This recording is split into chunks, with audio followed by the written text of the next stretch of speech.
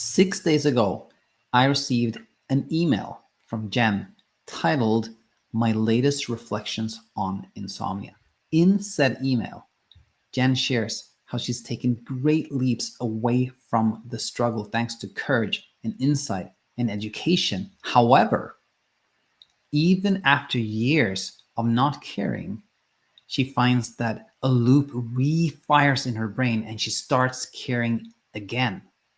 If you'd like to see how we can meet this situation Jen is in and also learn from her journey so far, then just stay tuned because that's exactly what we're going to do. Hi there, and welcome to this episode of Insomnia Insight. I know it's posted on a Thursday where we usually have our Talking Insomnia episodes, but summer is, a little different because, a lot of us are kind of in summer mode and things doesn't happen exactly the way they usually do. And that's why we have our summer series, by the way. But anyways, there is a lot to learn from this email from Jen, and I'm super excited to share it with you. And just for context, Jen is a member of our Insomnia Immunity program, and she actually shared in an email with me a message that she had sent to another student in the program. So not only this is a great chance for us to learn, but I thought it also highlighted some of the magic that happens inside the immunity program where somebody like Jen is helping another student in a wonderful way. But anyway, let's just jump into it here. This is the actual email I got from Jen, and we shall start by reading it. Hi, Daniel. I just responded to someone in the Slack chat, but I thought I'd share this with you too. I can't stop thinking about your post, Jill. I changed the name, so the name is actually now Jill. This obsessive mind of mine has gotten me into all sorts of trouble in my life, including insomnia. I have struggled with insomnia for decades, but because I've made a truce, what the sleep coach school refers to it as, it can disappear for years as long as I play by insomnia's rules. I'm done with that. That's why I just booked a camping trip, which will be most likely challenging and exhausting, but I'm done with this thing ruling my life. I only found the sleep coach school at the beginning of May of this year, and it brought me out of my latest speed bump, another great term I learned here. I used to call them relapses, which have much more of a negative connotation. My longest speed bump was probably 8 months, and the longest I've gone without symptoms of insomnia was probably 5 years. I highlighted 5 years here because it comes back later. I've done so many things for it, including reading Sasha Stevens' books and doing her online program several times. Her stuff was great and brought me to a certain point in my recovery, but not all the way. It is the sleep coach school which has given me different tools and a way to approach wakefulness and speed bumps that Sasha's material didn't equip me with. I'm very grateful. Very quickly here, I adore Sasha. I think she is the undisputed OG of our space. And I'm sure there are many instances where somebody finds us first and then, finds what leads them to true freedom through Sasha's materials. So, it's just kind of what depends on where we are in our journey and whatnot. Anyways, let's keep reading. I also don't feel fully recovered, obviously, even though I'm currently sleeping well, not experiencing anxiety, and enjoying my life for the most part. I still have other issues like most humans. I'm trying to come to terms with the fact that I may keep having speed bumps, but if I just keep practicing what they're teaching here at the Sleep Coach School, I'll cycle out of them and move on.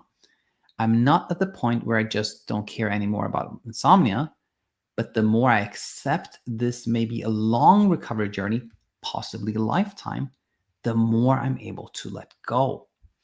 After my 8-month speed bump in 2018, which was also after I'd completed Sasha's program, I got to the point where I wasn't anxious, but I still wasn't sleeping well. And I just said, F it. I'm going to live my life in the best way possible, despite whether or not I sleep.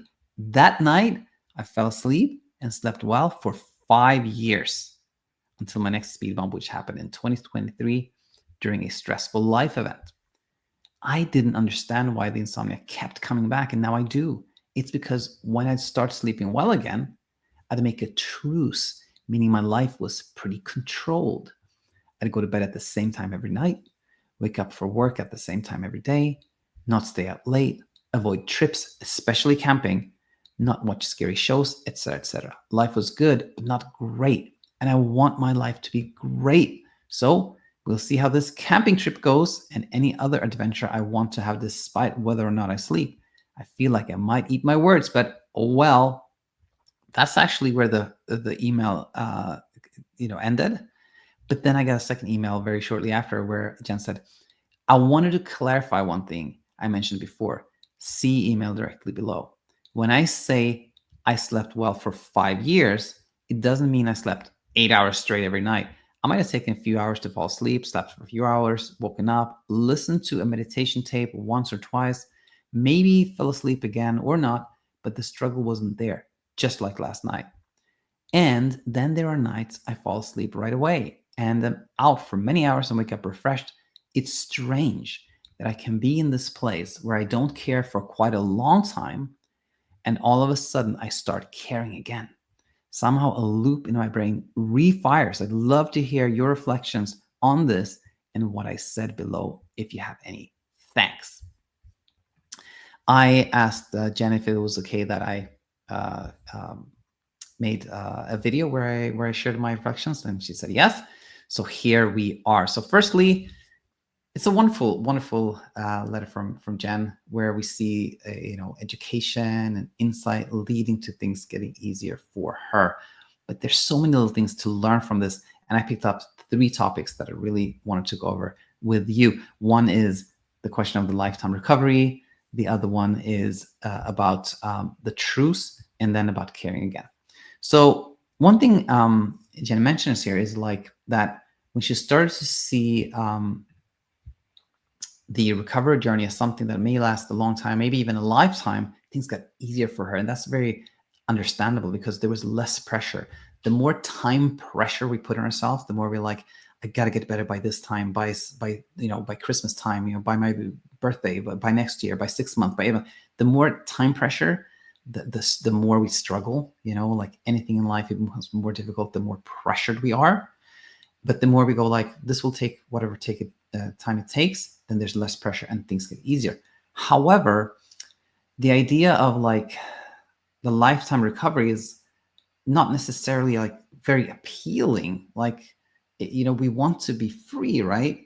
And so how can we look at this in a different way? Well, I've pondered this a lot, and where I've come in my latest reflections, this is kind of like, meta, because these are, we're looking at Jen's latest reflections and I'm sharing my latest reflections. But anyway, is the question of like, where does recovery end and enlightenment begin? And I don't mean enlightenment in some kind of magical one-time, experience, but more enlightenment as like seeing life in with more clarity, with more, awareness, where we are self-aware, where we look not only at what happens, like the circumstances of our life, but we look at, what am I thinking about this? How am I feeling about this? We understand ourselves, And the thing is that recovery, as in leaving this struggle, it's truly a journey of self-discovery, of understanding ourselves, how our mind works, our own behaviors, our thoughts, etc., etc. And even though we're no longer struggling with sleep, for example, once we have started to see life through this lens, it's not like that is turned off.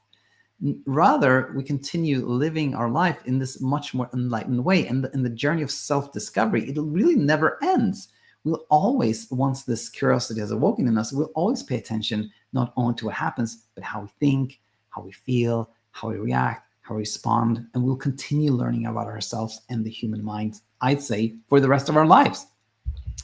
So in other words, we are all, like when I say all of us who are here. You wouldn't be watching this video unless you were on this path of self-discovery, unless you took an interest in learning about yourself, right? So all of us here, we are all on a journey of self-discovery, whatever we choose to call it, and that really never ends, right? So somehow it's like recovery. Sometimes it can be pretty clear that we're really, really struggling and we want to struggle less. And we can call that recovery. But in a way, it's all on the spectrum of kind of like we're struggling, we're not struggling, but we're always learning. And if we look at it this way, we can say we don't need to call it recovery, we don't need to call it enlightenment, we don't need to call it anything in particular, but it's like we're all on this one journey that will last for a lifetime, and that's a wonderful thing, right? And when we see it this way, it's not we're not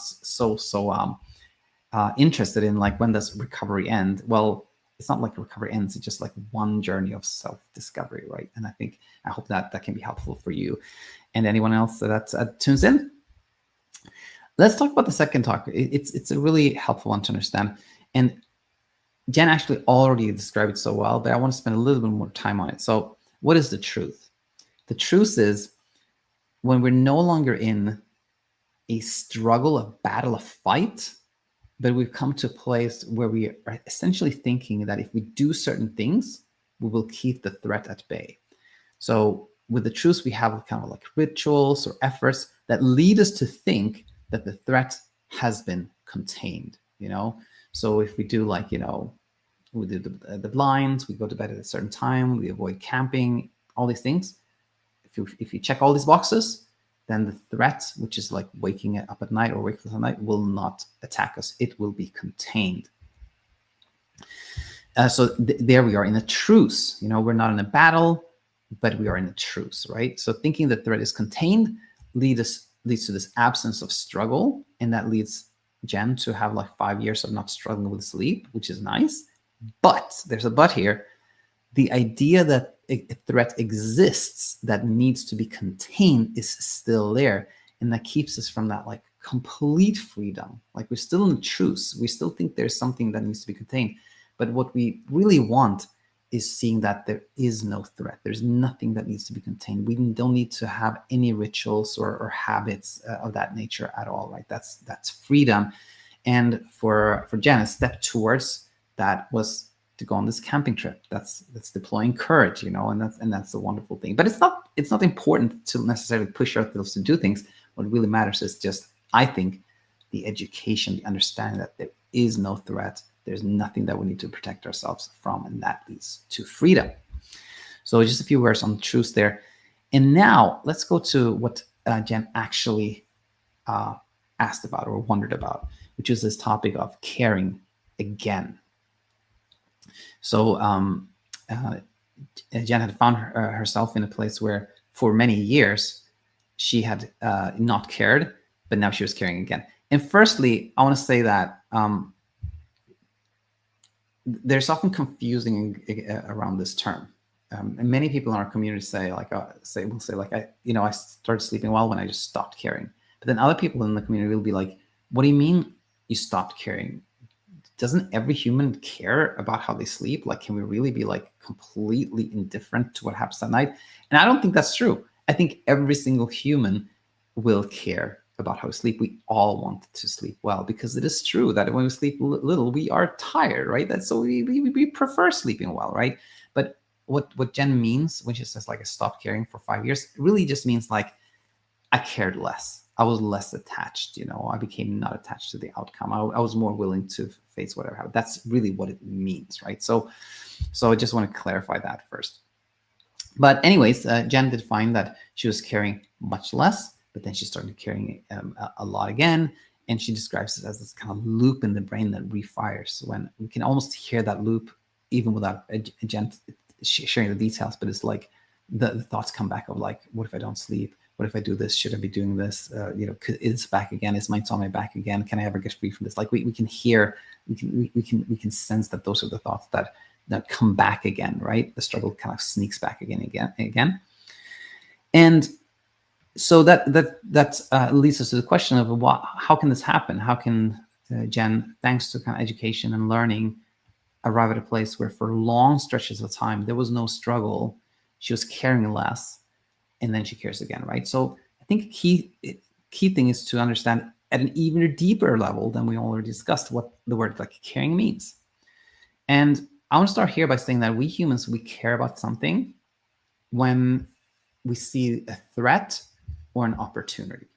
That basically our mind is this like survival machine. It's like a threat detecting machine. It's an opportunity detecting machine, because avoiding threats, pursuing opportunities That's how we live and we thrive and survive, right? Get away from the saber-toothed tiger, find the apple orchard. That's how we will survive, right? So that's kind of what our brain is primed for that. So if if something happens in our life that we don't interpret as a threat or opportunity, we will not care about that, right? Let's say a leaf falls down. That's we observe a leaf that's falling down, and we see that doesn't threaten us in any way. It's not an opportunity for us. It's just something that happened. We don't really care, right? That happened. Like, okay, do we care if it happened or not? Not really, right? It's something like that, right? When there's no threat, no opportunity, we don't care much about that. But when we are, let's say, we're playing ping pong, and it's like it's the last we can win this game if we just win this one ball, right? Then we might really care about that as an opportunity to triumph, to get applause, to win. That then we care a lot, right? Or something's threatening to us. We're about to cross the street and a bus is coming our way. That's a big threat to us. We really care then, right? That's a big threat, right? So my point here is that we care about something when we see a threat or opportunity there, and we do not care when we see like there's no threat, no opportunity, right? So firstly, I kind of just want to go over what I said before. So we all care whether we sleep well or not, right? But we care much less when we see that there's no great threat or opportunity. What's the opportunity if we sleep well? Well, we might feel less tired. What's the threat if we don't sleep well? We may be more tired. Like this makes us care about sleep, but it's way, way different if we think that if I don't sleep, then that means something's broken within me. That means I'm not like other people. That means I will always struggle. That means I will never sleep again. That means my day is going to be ruined. That means I'm going to face all these emotions. Then now it's like high stakes. Now we see great, great threat in little sleep. And that makes us really, really concerned about little sleep. It makes us pressure to sleep. And that becomes the loop that we call insomnia, right? So if we start thinking of little sleep as like a very, very significant threat to us, then we will care very much again. In other words, what I'm trying to communicate here is that when what Jen says when she says I'm starting to care again is essentially that I'm starting to think again that a threat may exist. Or we can put it in more kind of neutral terms and say that when Jen says I'm starting to care again, it is like Jen's brain is starting to think that maybe not sleeping may be a threat after all, right? That's what's happening. And this is very, very, very, very normal and common and typical, even years after not struggling. The way we can think of it is that, insomnia is like a traumatic event. We have gone through something where our brain thought that we were really threatened, really in a dangerous situation. Maybe we even thought there was a threat to our lives, right? It was essentially like a life-threatening event that the brain has registered as such. And even though years can pass where we haven't thought of it this way, once something has been like, flagged as like really, really threatening, that idea can kind of pop up in the brain. And that's normal. It's supposed to, like, our brain is supposed to protect us. If it once has seen something as really dangerous, even later I'm going to go like, maybe this is dangerous after all. Maybe be careful, pay attention here, be cautious here, right? And that can happen for many, many other reasons. Like we may have been in a car accident 5 years ago and we didn't think about it for 5 years, but then for some reason, we were like thinking again about it, like, oh my gosh, what if that happens? Like, that's totally normal and typical in how the brain is supposed to act. So, and I think that's really, really key to see, and we'll see why in a second. But the question here, though, becomes, how do we meet this like resurfacing of a perceived threat? We know there's no real threat, there's a perceived threat. How do we meet the situation where we haven't really thought of it as a threat for a long time, but then somehow this idea resurfaces in the brain? How do we meet this situation? I'd say number one here is I said, see that the resurfacing is totally normal. And this is so helpful because A, like whenever you normalize something, that's nice. We see that nothing strange or unusual is happening. But B, we don't create another imagined threat. If we think that, oh no, I shouldn't be caring again. Oh no, this refiring, this loop coming back that shouldn't be happening, then there's a new perceived threat, right? And there's a new thing that can create struggle for us. When in reality, this is all just normal and the workings of the human mind. That's A. And then I said B, the same way we meet any perceived threat, which is like, to me, like this, like it's like befriending in 3 levels. One is just intellectual understanding, that is normal and common and nothing strange or unusual, just the intellectual understanding. Secondly, B is like the exposure part of this, which is like being willing to experience that which we may have tried to avoid. So in Jen's case, it may be like being willing to experience that the loop is refiring, that these thoughts are coming back, that the fear is coming back, that chop sleep is coming back, like being just saying like, this is, I'm ready to experience this without trying to escape from it. Then that's really helpful. We don't create a truce. We don't create more struggle for ourselves. And then being kind to ourselves. Like ultimately, we can start to think that, oh no, I shouldn't be thinking this way. This shouldn't be happening. Something wrong with me. And we kind of like, our own being becomes like the threat, right? We antagonize ourselves in a way, which is not helpful. Like in reality, nothing wrong with ourselves. We can just be kind and gentle with ourselves and deploy self-kindness. Really, really helpful. And that was it. I hope this made a lot of sense to you, Jen, and thanks so much for sharing. And anyone else out there, hope this brought a lot of value your way as well. And as always, let me know what comments, what questions you have, comments, thoughts, anything, share them in the comment section. And I look forward to seeing you soon again. Bye for now. Hi, it's me, Coach Daniel, and I hope that you found a ton of value in the video that you just saw. Now, if somebody would ask me, hey, Daniel, what do you think would really help somebody who has tuned in to a lot of the videos, who understands a lot, but who's just not seeing things change for them? I would say contextualization, discourse, to talk to somebody who understands what you've been going through, that you can ask questions to, get a reply, ask a follow-up question, get another reply, etc. That conversation so often starts to clarify things and really kickstarts your journey towards peaceful sleep. And one way you can have such a conversation is by booking a call with one of our coaches. In fact, you can head over to our website, thesleepcoachschool.com, and you can see which coaches offer calls and check out their individual success story to see if their story relates with you, and you find that connection that leads you to see that this is a person that I could work with. This is a person I would talk to. And then you can book a call, and that could be what really kickstarts your journey to where you want to be.